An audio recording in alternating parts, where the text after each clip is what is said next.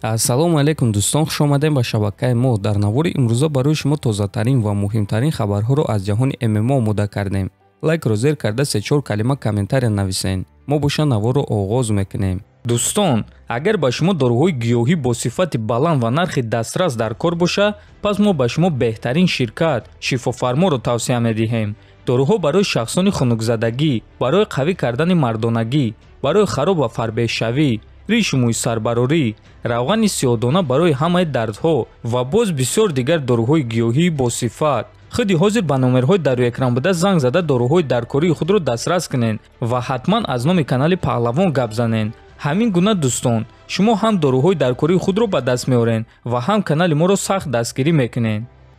Инак дӯстон, чанд соат пеш бояд ки пресс-конференсияи турнири UFC 279 бо иштироки Ҳамзат Чимаев, Нейт Диаз, Тони Фергюсон ва Ли Джинглианг баргузор мегардид.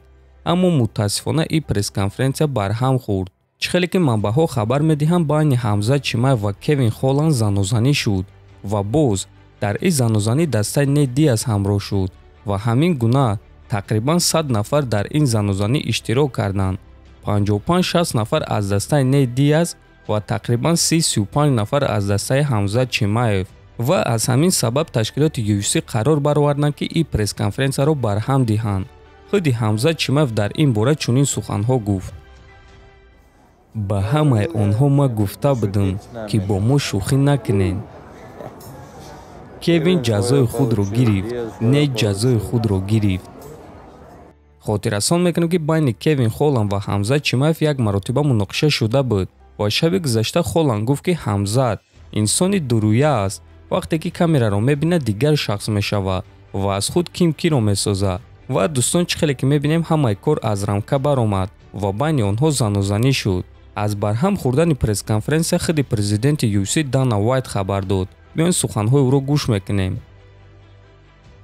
пресс-конференсия намешавад.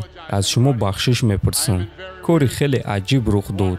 ин гуна кор дар таърихи ташкилот шудагӣ набуд. барои ҳамин бовар кунед, ин қарори дуруст аст. нагузарондани ин пресс-конференсия худи ҳозир.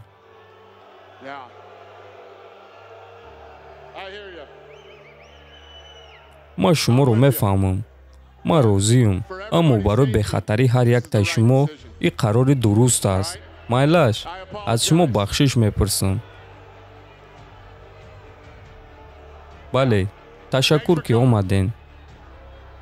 ва дӯстон, чӣ хеле ки манбаъҳо мегӯянд турнир баргузор мегардад. айни замон барои муҳорибаҳои онҳо ягон хатар нест ва бояд ки онҳо баромад кунанд. аммо пресс-конференсия барҳам хурд.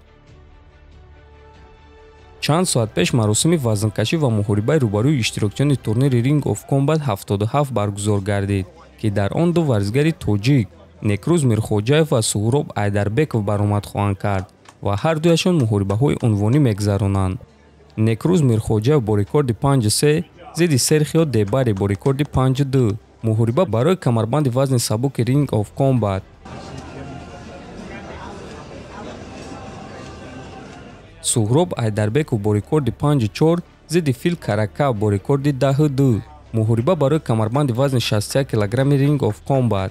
турнир имшаб, яъне шаби 9 ба 10 сентябр тақрибан аз соати 3:00 ба вақти Москва ва 5:00 ба вақти Душанбе оғоз мегардад. ҳозираҷда дӯстон, мо намедонем ки пахши мустақимро дар куҷо нишон медиҳанд. аммо ҳамин ки маълумот пайдо кунем, ҳатман дар телеграм-канали худ Паҳлавон теҷа пешкаш шумо мекунем.